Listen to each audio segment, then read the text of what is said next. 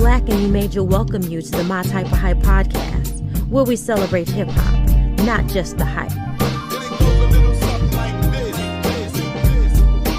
How y'all feel out there? Oh, yeah.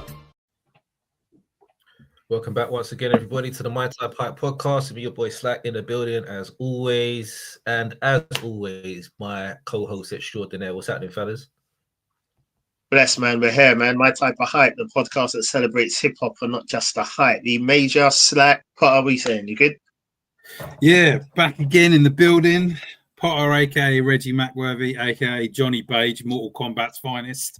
So I'm ready to get down. All right.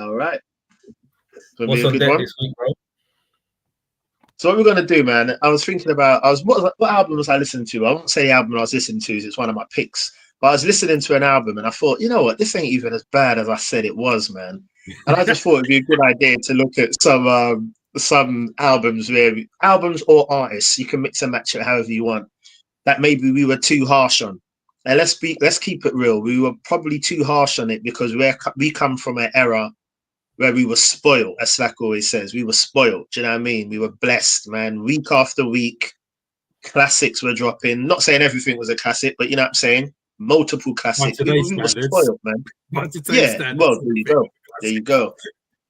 But yeah, we were spoiled, man. So sometimes our expectations were really high, and you know what I mean. So for whatever reasons, we may have been a bit too harsh on some things, but if we look at them in hindsight, it actually weren't that bad. So yeah, we thought we'd throw some out. You can either do an artist, a group, an album, whatever you want. Have a few each, and then we'll take it from there, man. So let me start off then. On that note, let me start off with the album that I had. Yeah, go for it. And you know what I'm going to actually start off with? I'm actually going to start off with Cannabis, the album Cannabis. I was listening to that album, I don't know, however long ago. It was in my car, as you may know. I like to just listen to CDs when I'm in the car. That might be the first one of the year. There we go. First one of the year. Cannabis. Oh my God. In it. You know what? I'm going to keep it real. Cannabis in 1998. First of all, if you wasn't around in 98, 97, 98, please don't even chime in because you don't understand. You see what I'm saying? So for the listeners, if you weren't present when Cannabis was dropping around 97, 98, you won't understand. Cannabis was a monster. He was an alien. Like, just, he was out of this world. So when we was getting ready for the album, we was like, nah, this is going to be insane. You see what I'm saying? Mm-hmm. So obviously the expectation of it is what caused it to dip. So I've always had it in my mind for like 20 years, garbage. Like I don't even check for that album at all. So I must have played it, apart from a couple of tracks, of course. I must have played it again recently. And I was like, this actually ain't that bad. As I'm getting older, I'm getting more mellow, more leveled out. And I'm listening with a different ear now. And I'm like, you know what? It's not that bad. The thing that lets it down is the production. Because on the tracks where the production is decent, he goes hard. You see what I'm saying? I mean, he goes hard all the time. But what I'm saying is on the tracks with the good production, they're good songs. So if he had better production on that, it would have been a much better album. But it weren't like terrible. It was just because we expected so much. But that's my first choice. I think the Cannabis album. There's an element of that album is still terrible, though. To be fair, it's an element of that. A small element. Oh man, cannabis is a tricky case, man. Because yeah, I guess like if you're just judging the album alone, if there was no hype around Cannabis, yeah, right, and if he wasn't doing all the features and all that stuff that he was doing to build the anticipation that high, I don't think people would have been as hard on the album as they were. Exactly. I think a lot of the anger towards the album was because of the promise and what we were expecting to hear on the album. I don't remember, rather than the album itself.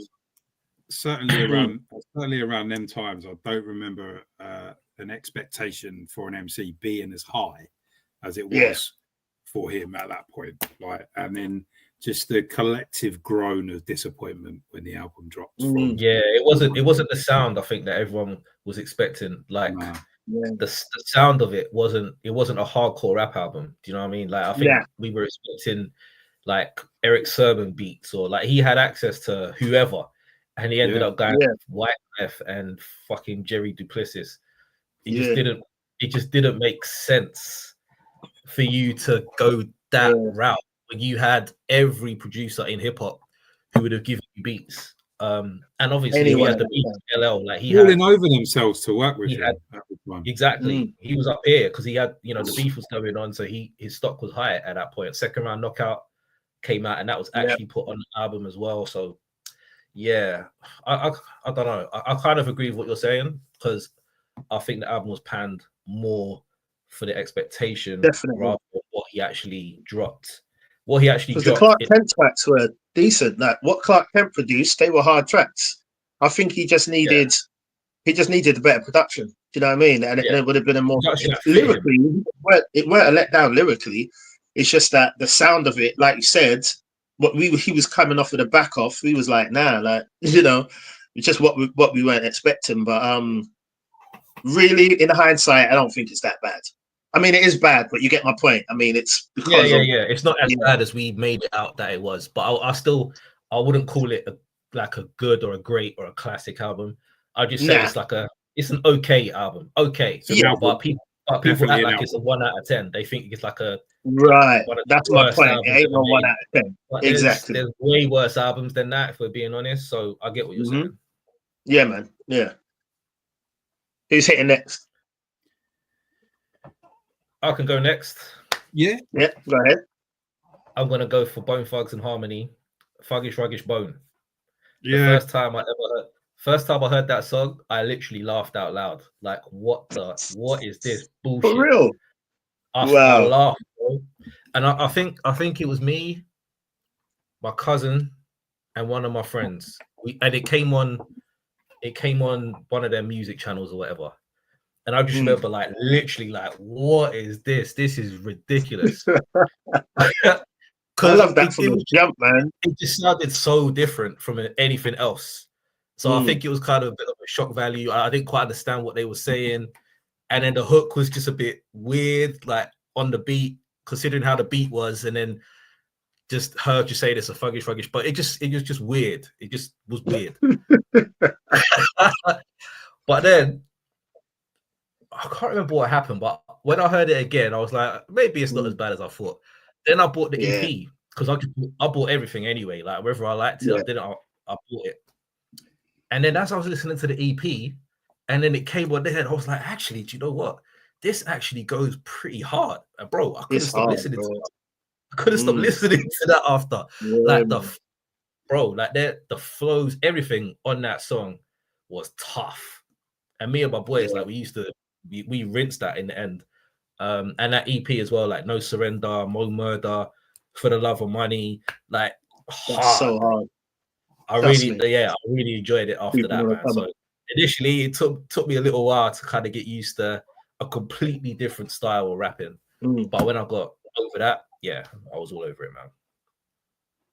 That's actually a great shout. Yeah, I mean, I was a fan from the beginning, but I can so see why it would be received like that, because it was, like you said, it was just so different, and I didn't hear their debut until after. Do you know what I mean? But it's funny because I was like that. What's it called? Do or Die. When I heard Poe Pimp, I was laughing at it like that. I was thinking, who are these Bone Thug wannabes? You know what I mean? But then I just fell in love with the tune, bro. That's what I mean. It's weird, isn't it? But it's weird how your ear works, though, isn't it? Because you think that one thing is terrible, and then you hear something else that's kind of a similar style. You're like, I really like that. But, I'm going to be upfront. I'm probably going to lose some friends today. What? He's gonna lose some friends. Us, you know. I'm gonna go in with my most controversial.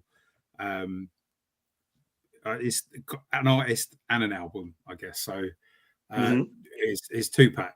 So, like, I was gonna say Tupac too, bro. To be honest. I'll be honest, man. Like, I never really rated Tupac, like, back in the day. Like, now that I've grown, yeah, all right, I feel I deserve that. I feel I deserve that. Let me explain. All right. So, I never really rated him back in the day. I didn't think his first two albums were really that good. Me Against the World was a bit better. Like, I just felt there was something about his persona that didn't really gel with me. Like, I think I didn't have a lot of like information back then, like none of us did really. So but it just seemed like to me he started off as like quite this conscious kind of rapper, and then sort of went wildly veering towards in the direction of gangster rap. And I was like, well, that just doesn't resonate as like realistic to me. And then when All Eyes on Me came out, on principle, I didn't like that album because of the beef with Biggie at the time. As I listened to it, I was like, actually, this is a pretty fucking good album, to be fair. Yeah. But now it's one of my favorite West Coast albums, and like I understand that. Like I understand a bit more about Tupac's psyche and how he was as a person. Right. But all of this hate was around. The book came out around the same time called what is it? Have Gun Will Travel. It's about Death Row. Really good book. If you haven't read it, pick it up. It's ridiculous. It's by Ronan Rose, like a big hip hop journalist, and it was good because it wasn't just one opinion. So he'd gone and talked to loads of different people, and there's people in the book that were really close to Pac and were like, it was weird. Like he took on a persona of Bishop after he finished Juice, and then like he was talking about how gangster he was, but he would never go anywhere unless he had like 40 or 50 Bloods with him, and all of that just compounded. And I was like, well, this is just bullshit. Like the persona he's projecting is not realistic, and I just didn't like it on principle. But like now I know a bit more about him. I understand what he was like as a person, as an actor, as a performer, as an activist, all of that sort of stuff. And everything comes a bit clearer. Like I think it's because I've grown as a person. I understand a bit better. But listen, them first two albums and to an extent of Me Against the World, I just fucking hated him, man. Like I just didn't. And then the beef with Biggie happened, and I was like, fuck this guy. Fuck the West Coast. Like me saying fuck the West Coast. But yeah, and it was I've listened to his music more and more and more and more over the years, like not just the ones I didn't like, but like all of his stuff. And he's got I wouldn't say he's up there with like my favorites or anything like that, but you can't take away from what he's given to the culture and how talented he was as an artist. And I don't just mean as a MC, but like as an artist, like, you know, as a poet, as an actor, like he was like the full package, man. I think we lost somebody really special when he went, and like, so I apologize retrospectively for my hate. I just wasn't checking for him back in the day, and wasn't. You don't have to check for him. You know what I mean? If you ain't feeling him, you ain't feeling him. It's one of them things. Yeah, and I'll be honest. A lot of people said that. Especially after the first two albums. I wasn't a Tupac fan at all. I didn't really start checking for Pac until the Thug Life album. I didn't like Tupacalypse Now. I didn't like Me Against I didn't like Strictly.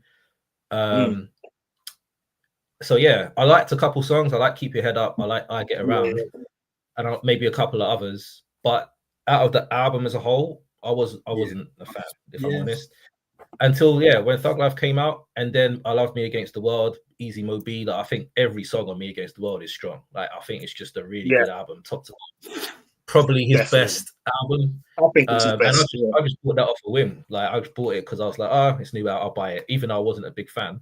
And I really enjoyed it. And then obviously Me Against the World and Eyes on Me, the Machiavelli, and then just his consistency, the videos. And he was just prolific with music, with videos, movies. He was just everywhere. As time went on, his window was so small. For the exactly.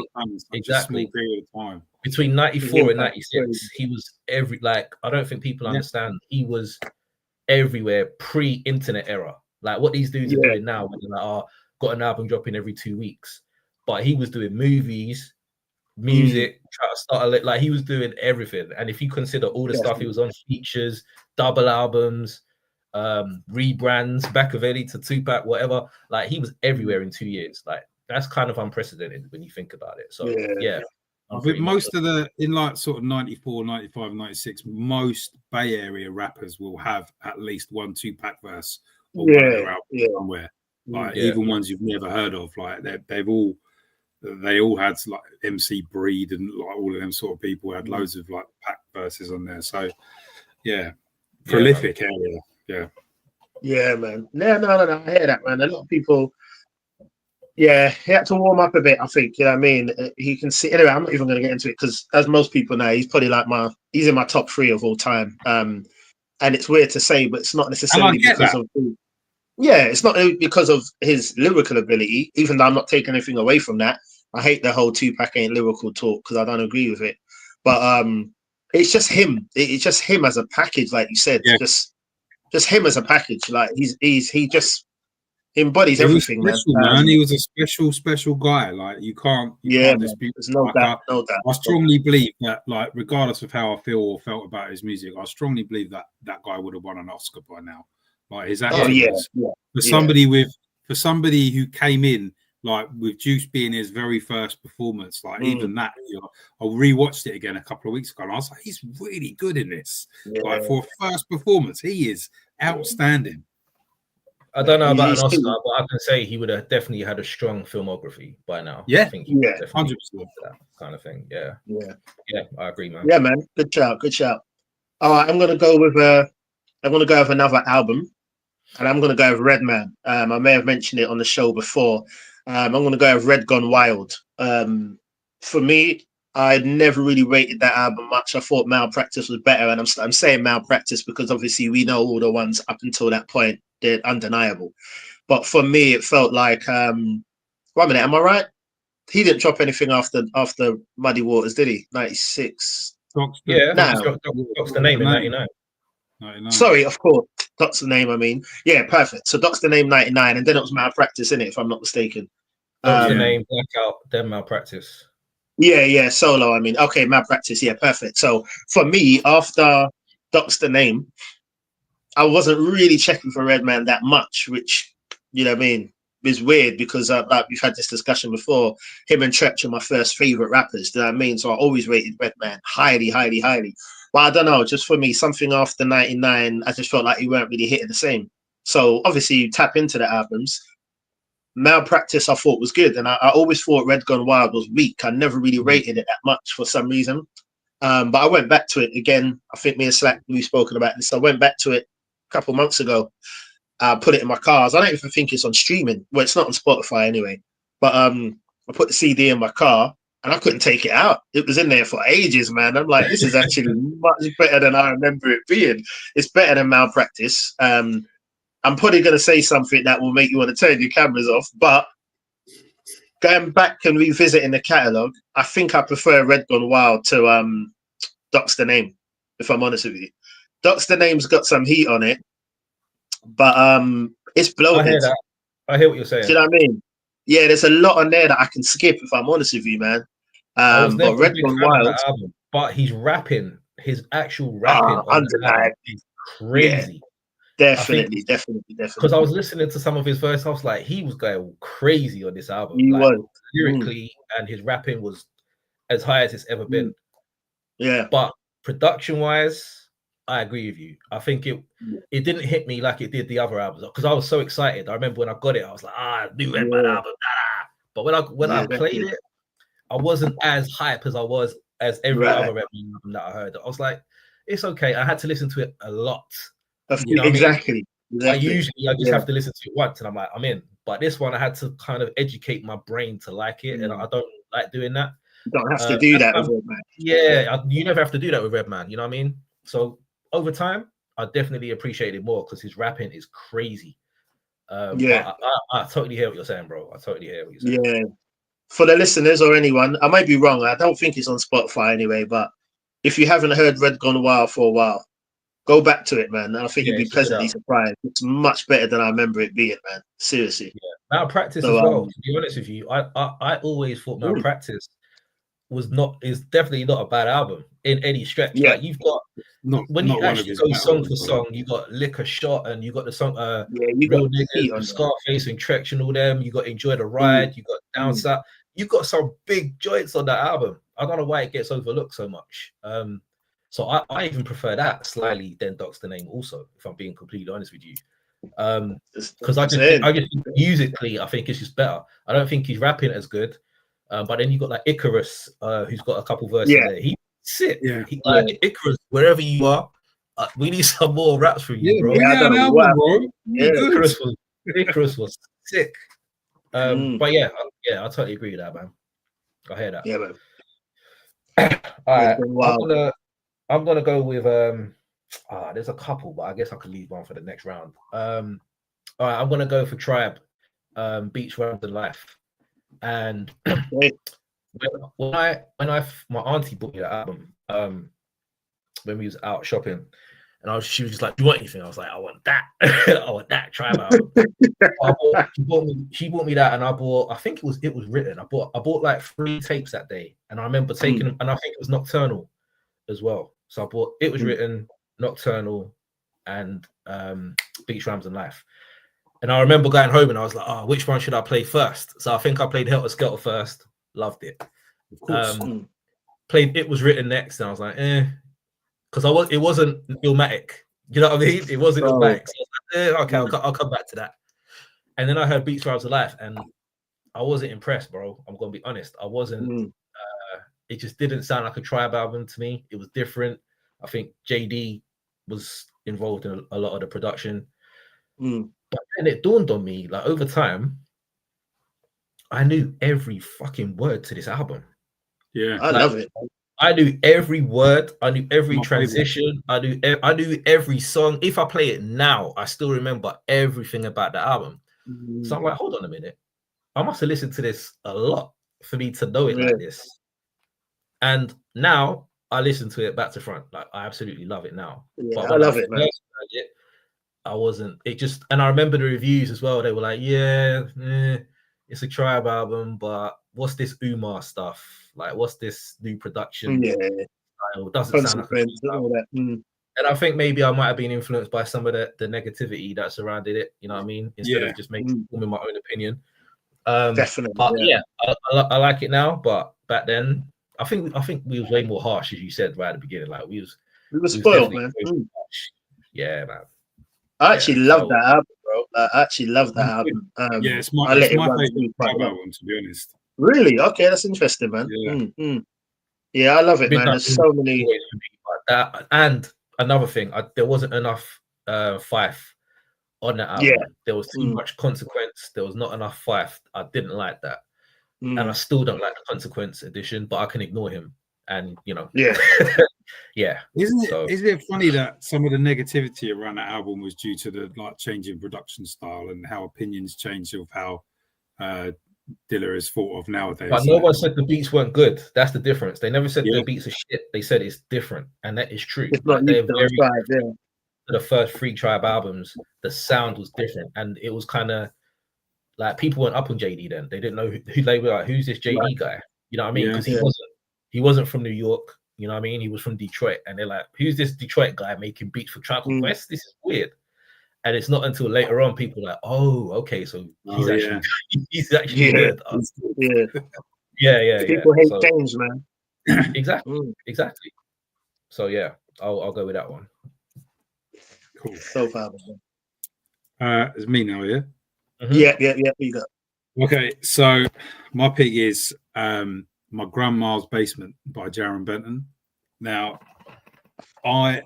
if you don't know Jaron Benton, you should probably get to know him because he is a mess and he's brilliant.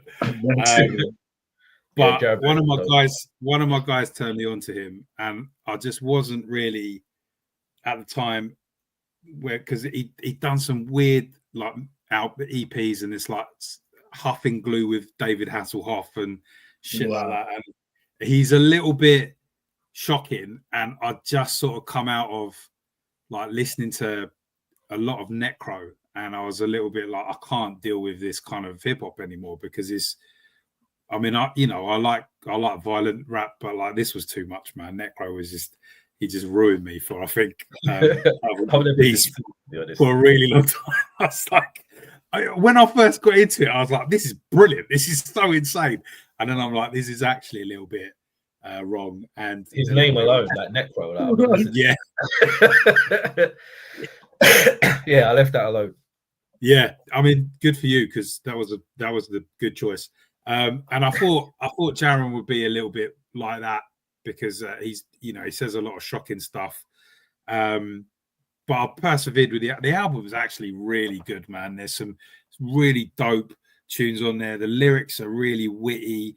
He's done a tune called "Smells Like Murder" with Rada Rugged Man on that, and it's brilliant. It's absolutely hilarious.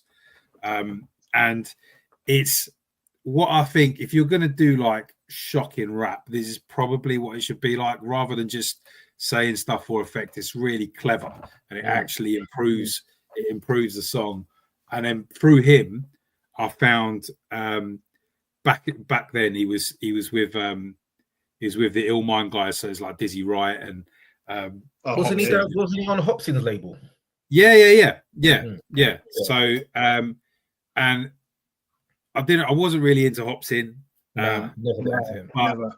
But Jaron and Dizzy Wright, really good, man. Like Dizzy Wright's got a couple of albums that were great, but yeah, I mean, you probably would have seen Jaron on some, like Team Backpack stuff, and this with was like after Joel Ortiz. Yeah. That one with Sci-Hi and Joel Ortiz. Yeah, that's brilliant, that one.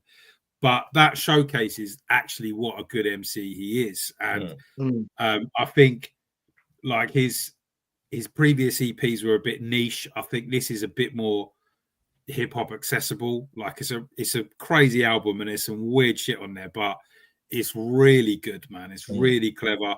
He is a really underrated MC for me, and you can see that in flashes on the album. And I think, first time around, I was so hard on it, because I was like, I can't deal with this kind of hip hop anymore after Necro and that. But I stuck with it. And Jaron, I think, is really good, man. He's like, there's not many sort of modern new MCs that I'm really into. He's definitely one of them. He's brilliant. Yeah, I remember listening to the album, and I called up two drinks, like, bro, you need to get to this Jaron Benton album. Because I remember I saw the cover, because he's standing there with a shotgun in it, and his grandma with his nan. Yeah, I was like, all right, this guy could be something. And then I heard it, I was like, all right, he's actually good. I remember telling 2D about that years ago. That must have been like 2013, I think, that came out. Earlier than that, no? Yeah, but probably around there. I was going to say around 2010, 2011, something like that. But yeah, a long time ago. But yeah, I really enjoyed it. That whole movement went. I bypassed all of that. I didn't tap into any of that. I mean, I know who he is. But only from a couple Dizzy Wright, they're the only two, man. Like Hopsin and whoever else is on there. Like, don't bother with them. But Jaron Benton, he's actually good, man. Yeah, he's not got into any of that, man. But I'll check it out on the coastline though. Like I said, I know him from a couple features, but I've never listened to a whole project. The easiest way in is there's a Team Backpack cipher, and it's Hopsin, Dizzy Wright, and Jaron Benton over None of Your Better. Oh wow, okay. Yeah. You check that on YouTube, man, and then that'll make you want to tap in. But let's be honest, that beat's gonna make anyone sound good though. Yeah, that's what I'm saying. Yeah, that beat was. But yeah, no, I'll do that, man. I'll do that because that's went right over me, man. I never tapped in at all, man. Okay, cool. All right. I'm gonna go with a song this time. I guess it's a song and I don't know, subsequently an artist, I guess, but I'm gonna go with Sprinkle Me, E40. Like what Slap was saying. Right. Now I do, but like Slap come on, I ain't surprised by that. But like Slap was saying with Bone, when I first heard it, I used to he's still get it off, you know. I used to until the E40 talk is finished. But I used to listen to that song and just take the piss out of it all the time, like everything about it. And I put my hands up. You know what I mean? I'm from North London. I ain't from America. I ain't from the West Coast. I weren't really strongly up on all the Bay Area rappers and all that stuff at that time when that dropped. So I didn't know E40 or the Click that much at all. So Sprinkle Me was one of the first times I had seen him or heard him. And when that song came on, I just thought, what is this? The way he started the verse, I'd be more hipper than a hippopotamus. The way he was singing it, just everything I thought was just so bad it was good. You know what I mean? Where it was laughable. Do you know what I'm saying? But then I don't know what happened or when, but something clicked. And I just thought, this song's actually hard. And I used to play it. And I think the whole album in a major way is a good album. And now I've got like so much respect for E40 because we've had this discussion and we was talking about Future and other people, and T-Pain and stuff like that. E40, man, there's no duplicating him. There's no denying it's him. Like when we're talking about originality, man, you cannot not bring up E40. You know what I'm saying? So my respect for him. So for me personally, I understand that people love him now, but me personally, I was definitely too harsh on him. So I just took him as one big joke when I heard that song. You know what I mean? But and I get it. Like, and I know why Slack feels the way he does, but it's a weird. But I've always been into E40 because I guess because of my leanings towards the West Coast and Bay Area. But some of the beats on some of them albums, man, like are just so hard, man. Like the bass in them is just unlike anything else. And his flow doesn't work conventionally, but with his kind of music, it feels like it fits because if you listen to the rest of the clip, like Be Legit, D Shot, them lot, whatever, they rap fairly normally. Like, exactly. It feels a little bit out of place with his stuff. Like that's and like look, he's not going to be anyone's favorite, I guess, unless you're actually from San Francisco or whatever. But you got to respect his contribution to the game, right? And he's moguling it now. He's got like loads of businesses. It's like really big, helping out the local area. So I'll give him respect for that. I get why people don't like him, but he's got bangers, man. I don't care. Like I don't care if Slack. I agree. Seriously, man.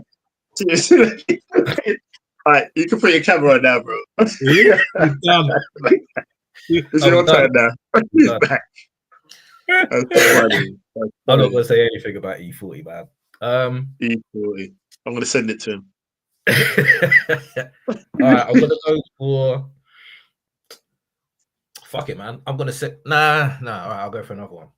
I'll go for. I'm going to go for Guru. I'm going to say Guru. I wasn't a big fan of Guru. I never thought he was whack, but I thought the monotone flow was just not for me. I was not a big fan of the monotone, slow flow. I was more of a fan of Premier's beats than anything else. Of course, yeah. But when I heard Dwick, I think it was, and he sounded a little bit more energetic, I'd say, on that song, as opposed to some of the other stuff that he was doing. I absolutely love not Moment of Truth, Hard to Earn. Like there's that album holds a very special place for me, and I can't explain why. It just does. It's just an incredible album to me. Yeah, definitely. Like every single that used to come on the box, Mass Appeal, Code of the Streets, like just incredible songs, and they were on all the time. And I remember when I got the album, I was just blown away. Like I just absolutely loved it, top to bottom. Then Moment of Truth came out, and I was like, Guru is actually hard. Like, what was I thinking? He shines on that album the most for me. Daily Operation, I love the albums, but I don't know, Guru just never was like a top MC to me.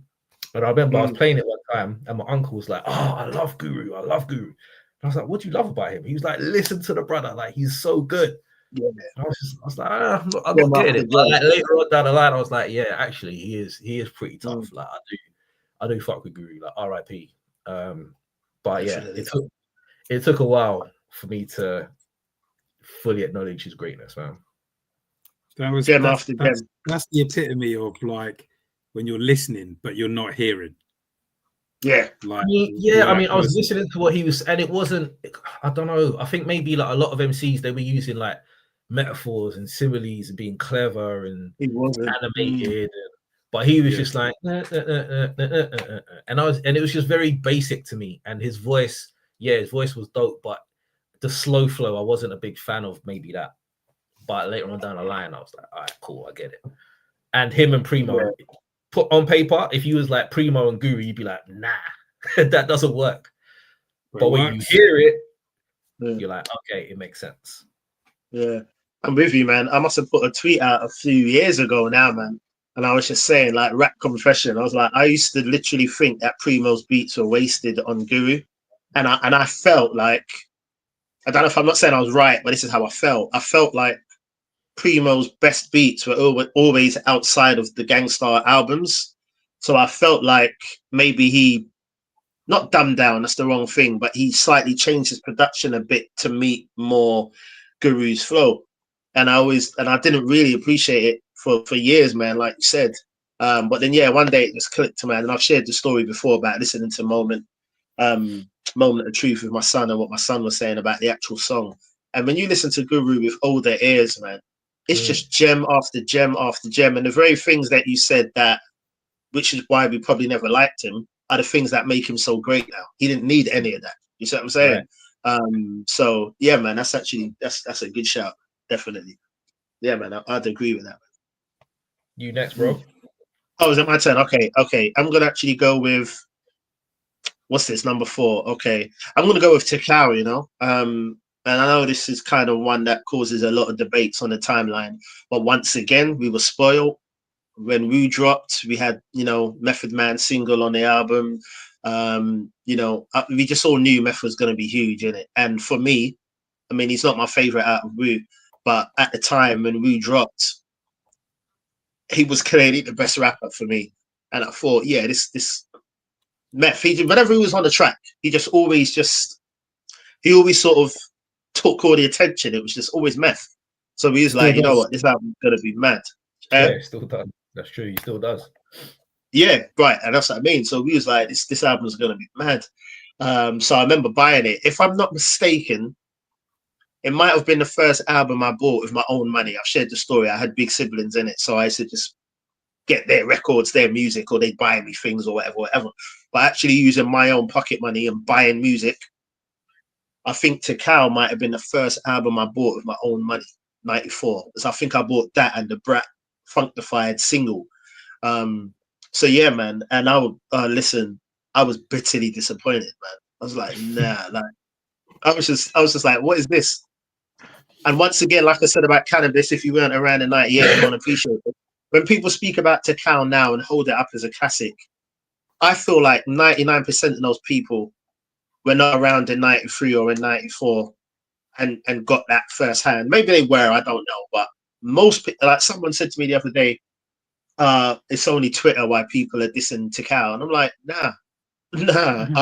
People were doing that in real time. Real time, right? When a group of us was like, nah, we were disappointed in Tikau.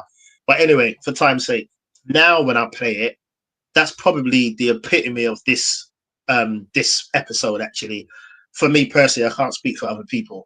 I would definitely way too harsh on it. Whenever I talk about Tikau now, I always say the same thing. I love it a lot more now than I did when it dropped. And it's not a bad album at all. I think it's actually good now. Probably my favorite from him. The singles are strong. The tracks are strong. The features are strong. We know what happened with the production and rah. But for me, nah, I think it's a good album, man. It was just all the expectation at the time that made it disappointing. But I was definitely too harsh on it. And I think Tikau is... I'd give it 4 mics now today. I would have gave it 3 when it dropped. It's a weird case, isn't it? It's really a weird case, man. Because I bought it on cassette, and I remember vividly, me and my kid's mum, we were together from we was 14, something like that. I remember going to see her, listening to this album in my Walkman. Like I remember it vividly. and I played the album to death. Like I wore that shit out. I remember, like, I think the first side it stops, and then on side B, the first song was Release Your Delf. Yeah. And then you had like Sandman and all that shit on there. Yeah. So when this discussion comes up every 8 weeks, like, was Takala It classic? does, bro. It does. Tikal's on that one. Time. And I think the reason for that is because people like us, we remember, if you've got an album that's got Release Your Delf, All Bring I the Need.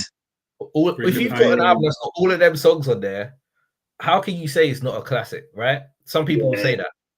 But then, and then, like me, I've just told you, I played the shit up. Like, I wore that album out.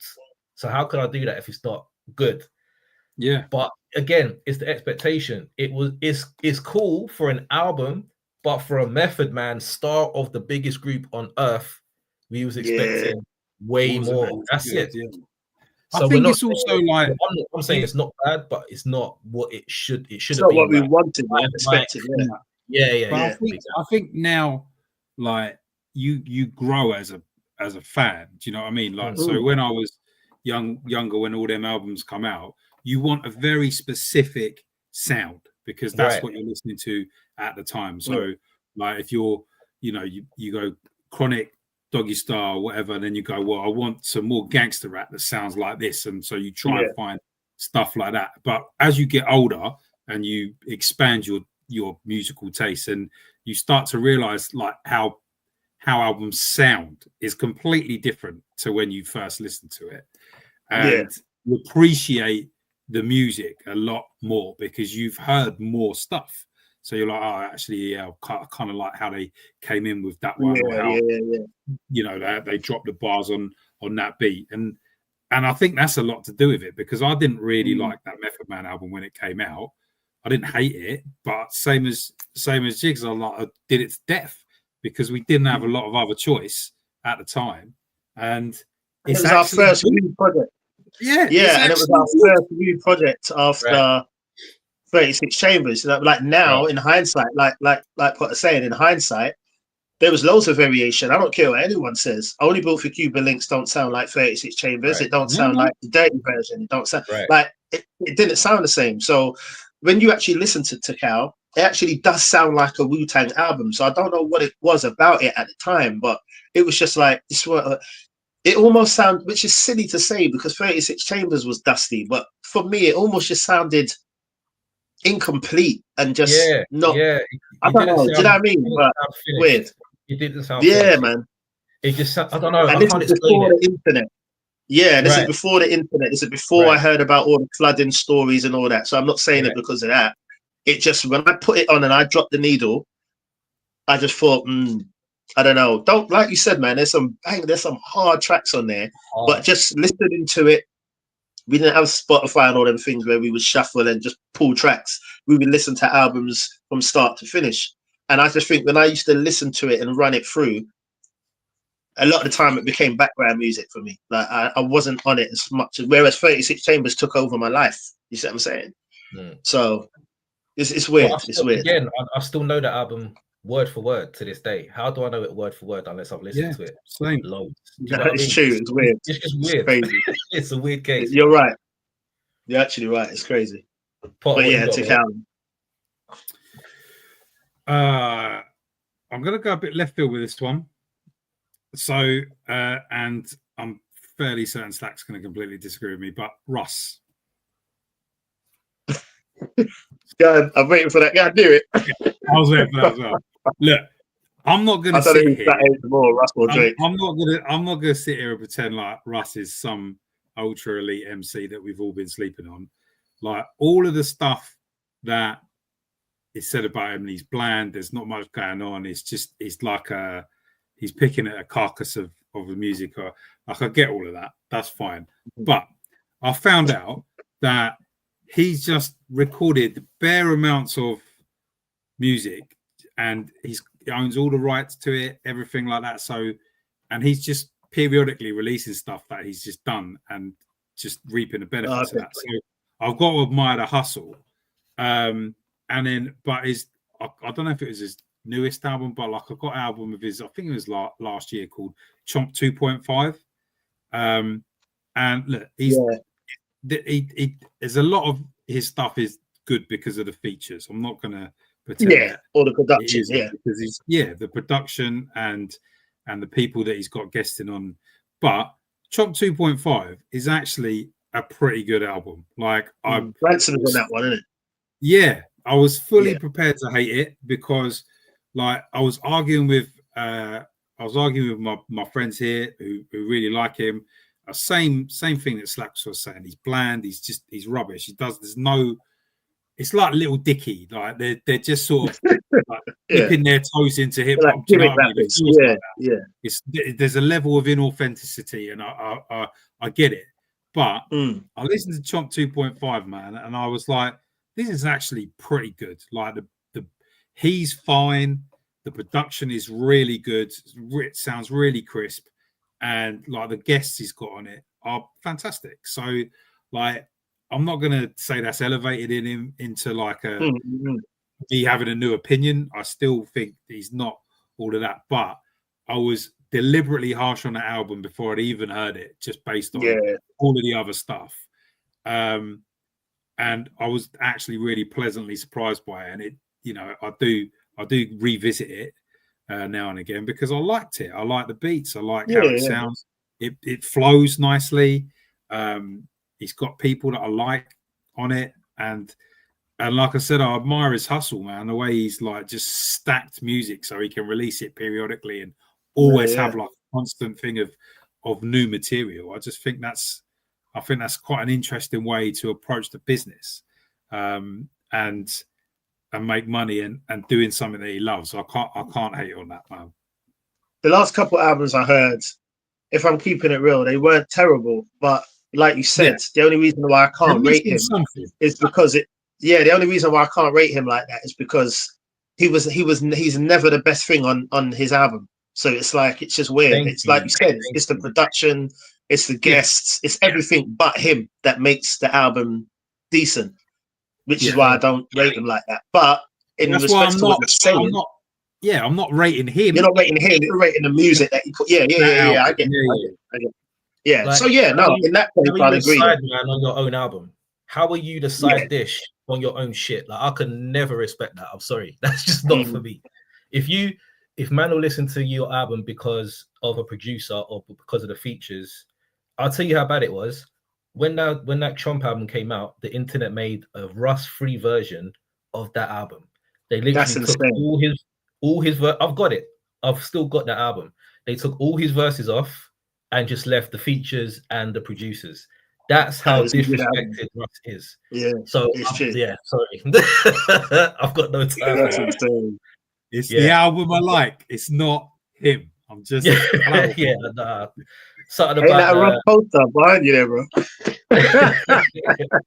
Something about, I don't know, there's something about him. I don't like it. Yeah.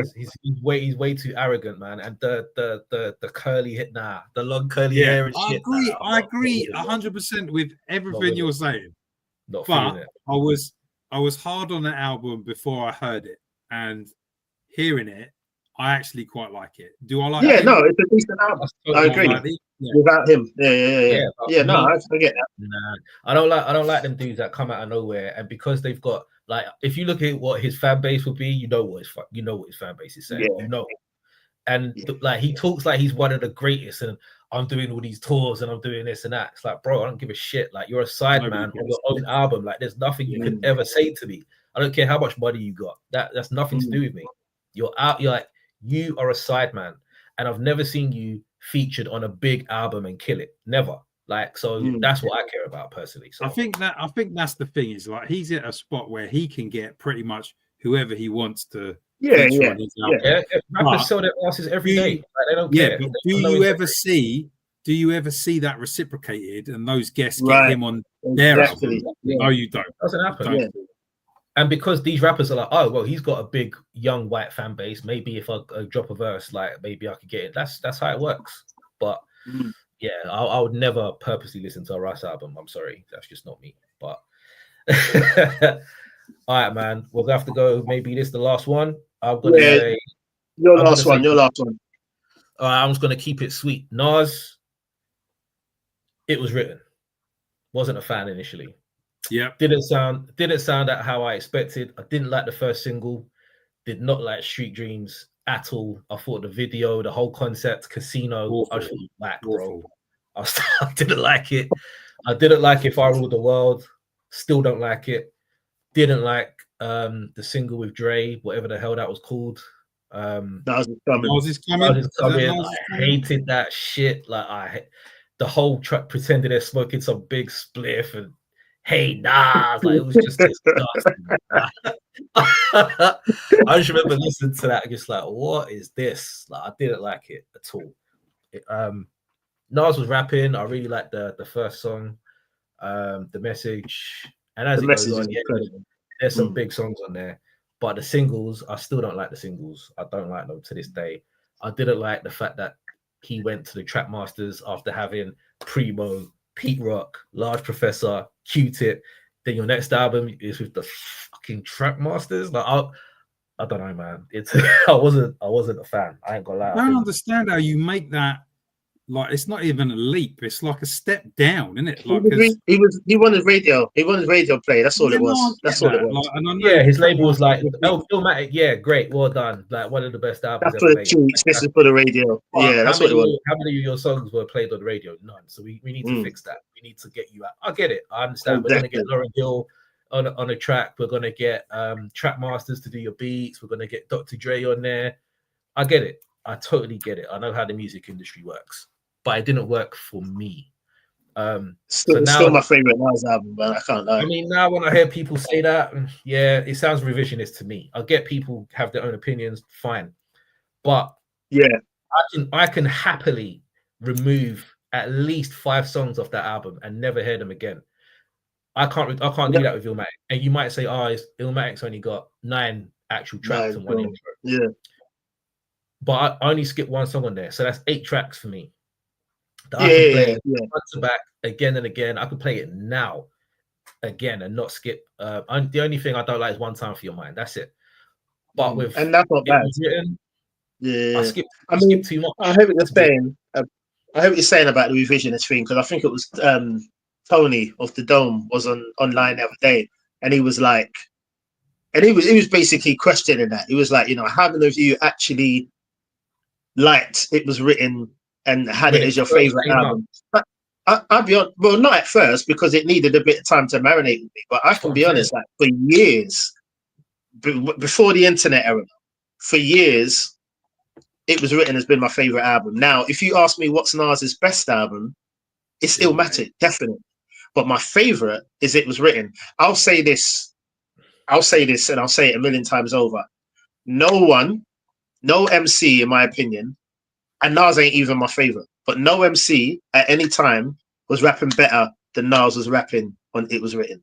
Like he's a beast on that. Like I just think Nas's life is not on It Was Written. That's 99. Yeah. But 96 Nas, like even the tracks that ain't your favorite tracks, even if you pull up If I Ruled the World or the tracks that people dislike, Nas's rap, like his rapping on that for me is just like it's ridiculous. Like one of my favorite. I love that album. His rapping was really good, but I Gave You Power is one of my favorite Nas. Yeah. So that's the stuff that I didn't like. I mean, like they don't compensate enough. How lazy is If I Ruled the World? Honestly, that is a very lazy single. Street Jeans, again, the sample that you took, it was just so basic. Just coming from Illmatic into that, I was very disappointed, man. And a lot of people that'll be watching this, you're lying if you say that when you first heard the album, you didn't feel the same way.